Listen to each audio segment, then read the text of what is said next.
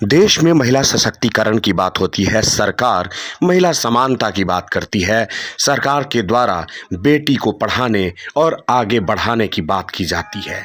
लेकिन ज़मीनी हकीकत क्या है, ये आप सब जानते हैं। बेटियां कितनी सुरक्षित है, ये प्रश्न के घेरे में है।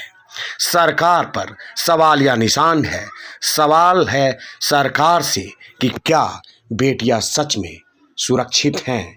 आइए जानते हैं। किस तरह का टॉर्चर किया जाता है सर? मुझे मोलेस्ट करने की कोशिश करा 3-4 टाइम्स। ही ट्राई टू मुझे मेरा हाथ पकड़ने की कोशिश करना, मुझे चुभने की कोशिश करना, तो ये वगैरह वगैरह। और ये भी बताया गया कि तुम्हें 2 चीज़ के लिए बुलाए गए थे, एक स्कूल तो संभाल रही हो एंड दूसरी चीज़ मोहब्बत कब करोगी मुझसे।